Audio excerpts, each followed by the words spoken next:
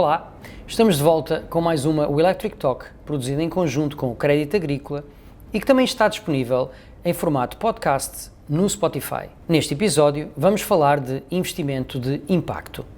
Esta abordagem financeira com propósito tem vindo a ganhar destaque no mundo dos negócios e das finanças, combinando a busca por retornos financeiros com a missão de criar um impacto social e ambiental positivo. A essência do investimento de impacto reside na ideia de que o capital pode ser uma força poderosa para promover a mudança. Os investidores de impacto buscam não apenas o retorno financeiro, mas também a evidência tangível de que os seus investimentos estão a melhorar vidas, a proteger o planeta e a promover um mundo mais sustentável.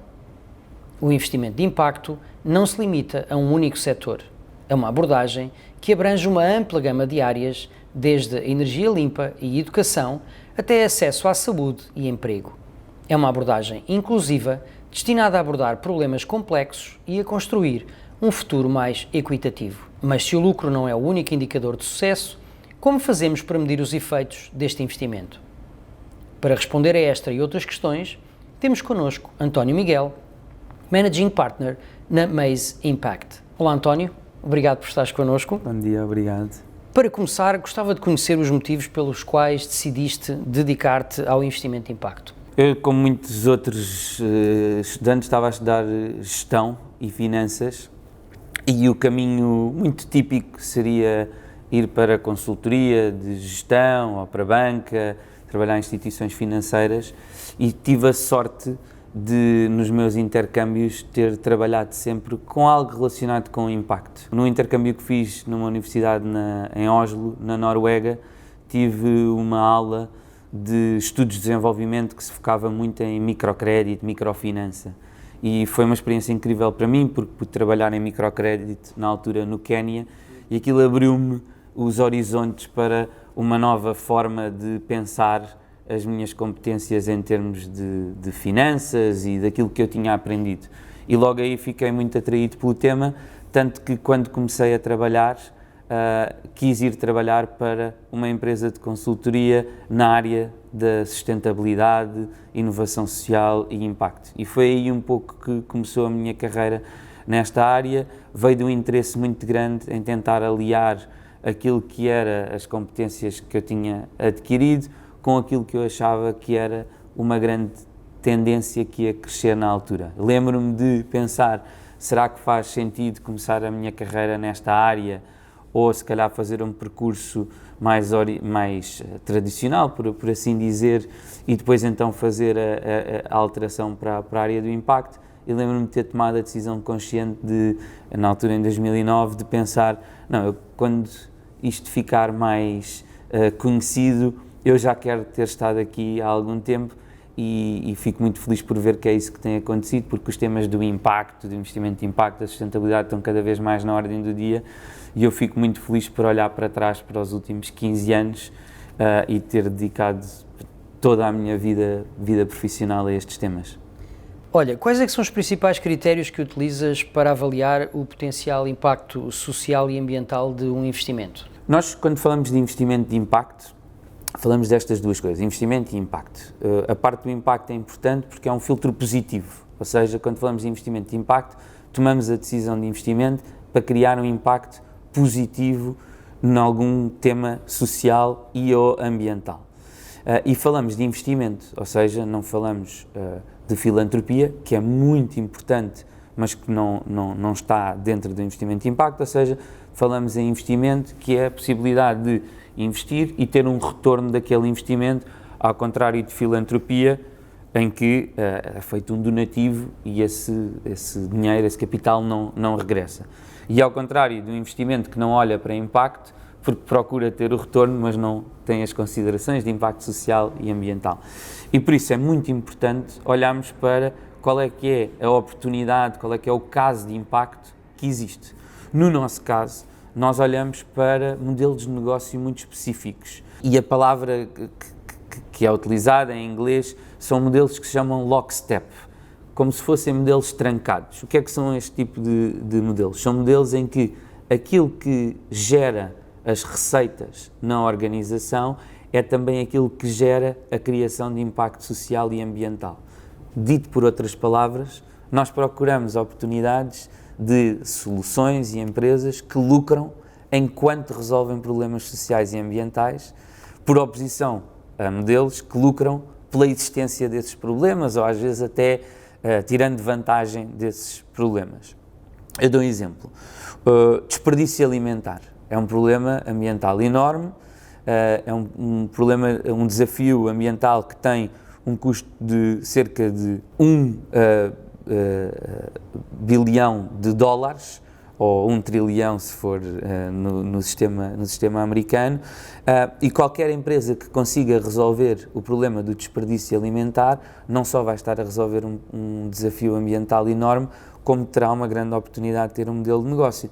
Se for um modelo em que a empresa é paga mediante o desperdício alimentar que reduz, nós sabemos que quanto mais receitas aquela empresa tiver, menos desperdício alimentar está a existir. E então as duas coisas estão ligadas. Por isso, quando nós olhamos para empresas de impacto e quando nós olhamos para fazer investimento de impacto, tentamos olhar sempre para esta ligação entre modelo de negócio e a criação de impacto social ou ambiental positivo. Se os dois estiverem ligados, nós sabemos que a empresa, quanto mais receitas gerar, mais impacto vai criar.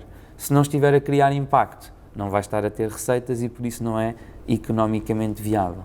Isto também é importante porque nós investimos muito em fases iniciais, em startups, e por isso queremos garantir que quando as startups crescem, é muito importante que o modelo de impacto esteja lá. Ora, se o modelo de impacto está intrinsecamente ligado ao modelo de negócio, a empresa pode crescer aquilo que tiver que crescer, que o impacto vai estar sempre lá porque as duas coisas estão relacionadas. É isso que nós olhamos em grande medida e assim como o nosso critério fundamental para as empresas que nós investimos, e investimos ao longo dos últimos 4 anos em quase 40 empresas, e este modelo de negócio onde aquilo que gera as receitas é aquilo que gera o impacto, está presente em todas elas. Quais é que são os principais desafios que os investidores de impacto enfrentam para equilibrar os tais retornos financeiros com os resultados sociais e ambientais positivos? No fundo já falaste aqui um bocadinho nesta estratégia específica que vocês utilizam. Haverá outras? Há vários desafios. Eu diria que os desafios caem em 3 áreas fundamentais. A primeira área parece-me ser uma área interna, que é para os investidores serem investidores de impacto, não basta dizerem que são investidores de impacto, têm de garantir que os seus incentivos estão alinhados e orientados para impacto. E nesse sentido, por exemplo, no nosso caso, a nossa remuneração enquanto gestores de fundos, nós gerimos um fundo de capital de risco de impacto de 45 milhões de euros, a nossa remuneração está dependente do desempenho de impacto social e ambiental do nosso portfólio. Ou seja, mesmo que uma empresa do nosso portfólio corra muito bem e seja vendida por vários milhares de milhões de euros, se essa empresa não tiver cumprido o mínimo de indicadores e desempenho social e ambiental, nós não somos remunerados por essa empresa. E por isso, obviamente que isso é um desafio acrescido, porque quando estamos a ser comparados com outros fundos que não são de impacto, há aqui uma nova variável que acrescenta aquilo que nós acreditamos ser uma melhor tese de investimento, mas que obviamente acrescenta complexidade àquilo que são as operações de um fundo de impacto. O segundo grande desafio, eu diria que é o timing com que estas organizações trabalham. Ou seja, quando se investe em capital de risco, investe-se muito cedo, investe-se ciclicamente, a posição num investimento normalmente, em média, dura cerca de 7 anos, até poder existir alguma liquidez, quando existe, obviamente. Quando nós estamos a falar de impacto, muitas vezes estamos a falar de horizontes temporais um pouco mais alargados, porque são empresas que, mais uma vez, se têm modelos de negócio que estão a resolver problemas sociais e ainda por cima estão a tentar gerar receitas a resolver esses problemas sociais, muitas vezes demora mais tempo até conseguirem afinar o modelo e poderem crescer. Por isso, o segundo desafio é o desafio de timing. Eu diria que o terceiro desafio tem a ver com todo o peso de reporte, ou seja, por serem empresas e por sermos investidores de impacto, não basta reportarmos aquilo que as empresas estão a fazer em termos dos seus negócios e dos seus indicadores de atividade. Temos que garantir que o modelo de impacto está integrado naquilo que a empresa faz e que reportamos em conformidade com isso. Tanto as empresas reportam a nós enquanto investidores, e isso obviamente carece de uma maior estrutura, de maiores sistemas de gestão para podermos recolher esses dados, e nós depois também temos que reportar aos nossos investidores em conformidade com isso, até porque, como eu disse primeiramente, a nossa remuneração está dependente disso. Por isso eu diria que esses são assim os 3 grandes desafios.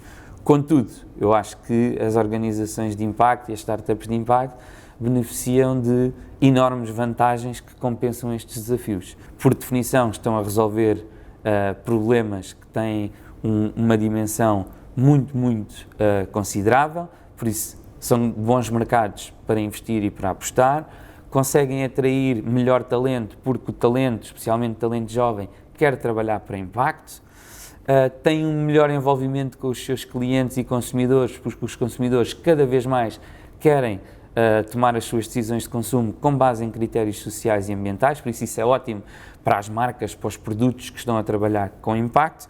E por fim, como está a haver cada vez uma maior transferência para investimento de impacto, o custo de capital, de aceder a capital, é cada vez mais competitivo e eu diria favorável para estas organizações.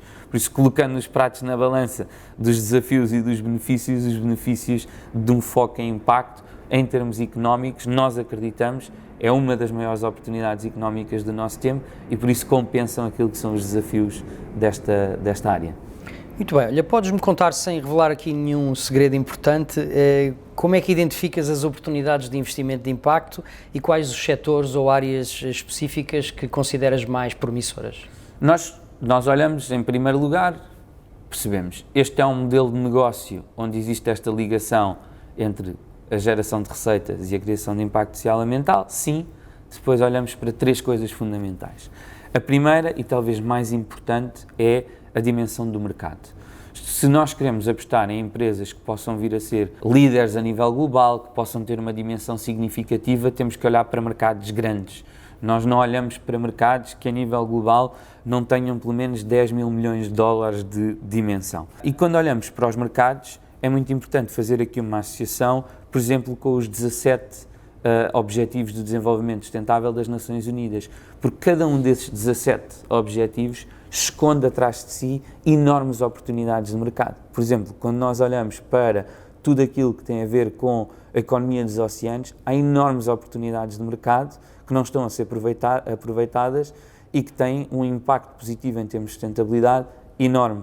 Quando nós olhamos para uma transição para uma economia descarbonizada, existem imensas oportunidades de negócio em áreas como energia solar residencial e outros tipos de energias renováveis. Quando olhamos para a requalificação de pessoas que estão em situação vulnerável no seu trabalho e que podem ser requalificadas para outro tipo de empregos, há enormes oportunidades aí. Por isso nós olhamos sempre para mercado, oportunidade de mercado, e quando temos em conta questões sociais e ambientais, tipicamente há grandes mercados por trás disso.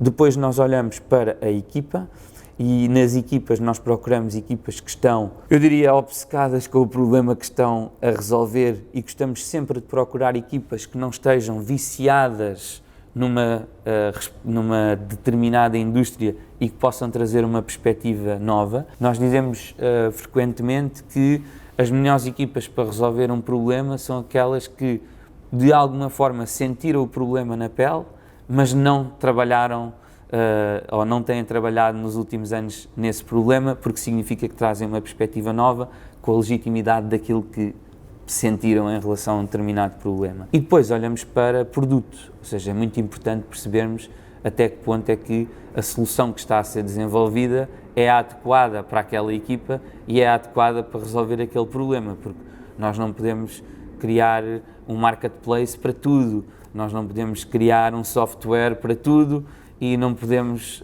ter modelos de economia de partilha para tudo. Por isso importa muito perceber de que maneira é que o produto está adequado à equipa e está adequado ao mercado que está a tentar resolver. Os casos de sucesso são sempre muito importantes e sobretudo para setores que se estão ainda a implementar e a desenvolver. Podes contar-nos um caso de investimento de impacto que tenha sido particularmente bem sucedido e tenha gerado resultados significativos em todas as frentes? Nós ainda estamos numa fase inicial, até porque investimos em startups que estão a começar. Mas temos alguns casos dos quais nos orgulhamos muito. Nós investimos bastante em Portugal, temos investimentos desde a área da saúde, a área da economia circular, a área da empregabilidade, eficiência de recursos, transição climática. Temos investimentos, por exemplo, somos investidores na GoParity, que é uma plataforma de financiamento colaborativo em que pessoas podem investir em projetos de sustentabilidade e emprestar dinheiro a esses projetos e serem remunerados por tal, numa plataforma que está totalmente regulada pela CMVM, e é um caso de sucesso porque tem crescido quase 100% todos os anos em termos das pessoas que consegue mobilizar para a sua plataforma e do volume de financiamento que mobiliza e os projetos que está a financiar. Temos investimentos na área da saúde, como é o caso da NOC e da Uphill em Portugal, que estão a ajudar o Sistema Nacional de Saúde a promover maior eficiência e ao mesmo tempo maior qualidade na prestação de serviços de saúde que prestam aos cidadãos. E talvez dando um exemplo de uma empresa que temos muito orgulho em ter investido, é uma empresa que está baseada no Reino Unido, que se chama Orbital Materials, e nós temos visto muito este tema de inteligência artificial, com o ChatGPT e com o DALL-E, escrevemos e aquilo transforma em imagem, mas os modelos de inteligência artificial, de Stable Diffusion, que estão por trás disso, na verdade têm outras aplicações que podem ser muito importantes para salvar o nosso planeta e para melhorar as condições daqueles que nele habitam. E esta empresa utiliza esses modelos de inteligência artificial. É uma equipa que passou muitos anos no DeepMind da Google, e eles estão a utilizar esses modelos na área química para desenvolver, através de modelos de inteligência artificial, novos ingredientes químicos que podem ser muito relevantes na descarbonização de várias indústrias. E, por exemplo, eles conseguiram, pela primeira vez no mundo, desenhar um novo material químico totalmente em inteligência artificial e replicá-lo depois no laboratório de forma correta à primeira. E ao sintetizarem este material químico, que chama-se zeolite, conseguiram provar que aceleram aquilo que tipicamente é o processo de trazer novos materiais químicos para o mercado. E agora estão focados na área de captura de carbono, porque uma das grandes limitações da captura de carbono, do Direct Air Capture, como se chama, são os absorventes das membranas desses equipamentos, que têm alguma limitação do carbono que conseguem capturar, e com novos ingredientes químicos que eles estão a criar, eles podem aumentar a capacidade de captura de carbono em cerca de 100 vezes superior àquilo que acontece. É uma empresa que tem corrido muito bem, que tem angariado muito investimento e no qual nós temos muita crença que pode vir a mostrar este modelo é uma empresa que vai gerar muitas receitas e que vai ser economicamente sustentável e deixar um impacto bastante positivo no mundo. No que diz respeito ao investimento de impacto, também existe a dualidade investimento público e investimento privado. Em Portugal, como é que se materializa esta realidade e como é que se coordenam estes dois tipos de investimento? Portugal é um ótimo país para ser empreendedor de impacto, para ser investidor de impacto, porque felizmente o nosso setor público, a liderança política das várias cores partidárias tem apoiado muito o investimento de impacto desde 2014 a esta parte. Existe uma grande instituição que se chama Estrutura de Missão Portugal Inovação Social, com 150 milhões de euros para promover este ecossistema em Portugal. E por isso eu diria que aquilo que tem acontecido em Portugal é uma cooperação entre o setor público e o setor privado em termos de investimento de impacto. O setor público tem financiamento disponível que muitas vezes cofinancia, co-investe com o setor privado, com fundos privados, como é o nosso caso. Tem programas de apoio a empreendedores de impacto para capacitá-los, e isso é bom porque torna muitas dessas empresas mais preparadas para investimento, para que depois agentes privados possam vir a investir, e tem linhas que permitem, de certa forma, melhorar o perfil de risco para investidores privados como nós, e obviamente que isso é bom porque mobiliza mais capital privado. Em cima disso, também tem criado alguns incentivos fiscais para o investimento em impacto, nomeadamente para as empresas, e isso também tem sido muito positivo. Por isso, eu diria que Portugal é um excelente exemplo de um setor público que tem atuado para criar os mecanismos que ajudam a mobilizar mais investimento privado para esta área, sem ser demasiado, talvez diria, intrusivo a desvirtuar o mercado, ou seja, cria os incentivos certos e permite que os agentes do setor privado possam estar a operar, e por isso tem sido um ótimo caso de estudo a nível internacional, nomeadamente Portugal é um dos países que integra há vários anos o grupo de países do G7 destes temas de investimento de impacto. Obviamente Portugal não é um país do G7, mas foi convidado a juntar-se para partilhar as suas boas práticas. E qual é o papel dos pequenos investidores no investimento de impacto? Pequenos investidores, tipicamente, são pessoas que criaram empresas, que têm uma experiência de criar projetos, tipicamente, não sempre, obviamente, e que fazem estes investimentos angel, não é? E que têm uma grande importância. Nós colaboramos com muitas redes destes pequenos investidores e são muito importantes porque, especialmente em fases iniciais, quem está a empreender aprende muito com aqueles que já fizeram, que já passaram pelas mesmas dores, que já fizeram os mesmos erros e que possam acelerar para saltar alguns desses erros. E por isso, estes investidores, obviamente, têm muita importância pelos investimentos que fazem, mas eu diria que igual, ou talvez mais importante que o investimento que fazem, é o aconselhamento, a mentoria que fazem aos empreendedores que estão a tentar no terreno criar as suas soluções. E por isso, para nós, enquanto fundo, sempre que investimos numa ronda, numa startup, tentamos sempre trazer alguns pequenos investidores que têm experiência específica em determinadas indústrias, porque sabemos que a equipa em quem estamos a investir vai beneficiar muito disso. Se nós investirmos na área de resíduos, por exemplo, ter alguém que seja um investidor, um pequeno investidor, que tenha tido experiência, uma carreira longa na área dos resíduos, sabemos que isso vai beneficiar muito a equipa em quem estamos a investir, e por isso vemos isso com muito bons olhos. E os bons ecossistemas de investimento de impacto são aqueles que também têm uma fatia de pequenos investidores muito ativa e dinâmica. Como é que o cenário de investimento de impacto evoluiu nos últimos anos e quais te parece que serão as tendências para o futuro? O investimento de impacto a nível global tem crescido muito significativamente. Os ativos sob gestão de investimento de impacto têm quase crescido 50% ao ano ao longo dos últimos anos. Em Portugal também tem crescido, mas não tão rápido, mas também é normal porque somos um mercado mais pequeno e o ângulo para Portugal, mais do que dimensão ou volume, é inovação e experimentação. O que é que podemos experimentar e inovar em Portugal que depois possa ser replicado noutros países? Eu diria que as grandes tendências são as seguintes. Em primeiro lugar, é muito importante para o investimento de impacto conseguir mostrar que é uma ferramenta viável e execuível para resolver problemas concretos.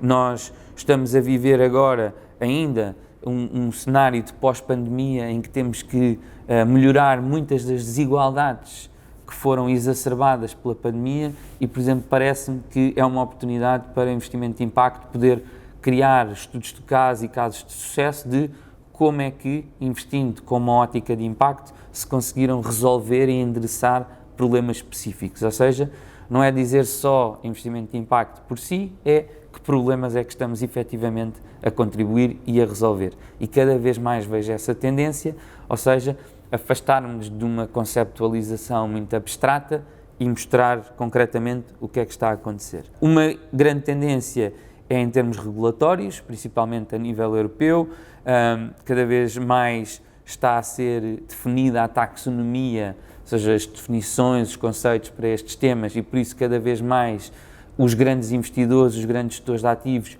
vão ter que mostrar de que forma é que as suas decisões de investimento estão alocadas e alinhadas com temas de impacto, ou seja, há aqui uma grande tendência regulatória, e eu diria que a outra grande tendência é o poder dos consumidores. Há muito este tema de, falamos nisto há tanto tempo, mas as coisas normalmente acontecem gradualmente e depois de repente. Eu acho que nós estamos prestes a ver esta forma repentina como o poder dos consumidores vai ter um papel importante nesta área.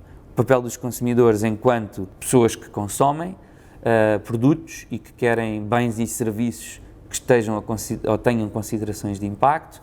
O nosso papel enquanto consumidores, por exemplo, enquanto depositários em bancos, em que queremos saber o que é que está a acontecer com o dinheiro dos nossos depósitos e garantir que esse dinheiro está a ser utilizado para temas responsáveis em termos sociais e ambientais. E o nosso papel enquanto cidadãos, enquanto partes integrantes de empregadores no nosso dia-a-dia, em que exigimos aos nossos empregadores que tenham uma orientação cada vez maior para o impacto. Por isso, o nosso papel a nível individual, nas várias vertentes que cada pessoa atua, enquanto consumidor, colaborador, depositário, o que seja, cada vez mais vai ter um impacto e cada vez mais serão criadas plataformas que ajudam a que isto aconteça. Por isso eu diria que a década que estamos a viver, bastante conturbada do ponto de vista macroeconómico e tudo aquilo que acontece à nossa volta, é também a década onde efetivamente vamos começar a ver diferenças na forma como a voz dos consumidores é ouvida e em como as grandes empresas, as grandes marcas, o setor público alteram um pouco do seu comportamento em conformidade com isso. António, muito obrigado, foi uma conversa muito esclarecedora. Nós voltamos em breve com outra Electric Talk. Obrigado pela sua companhia.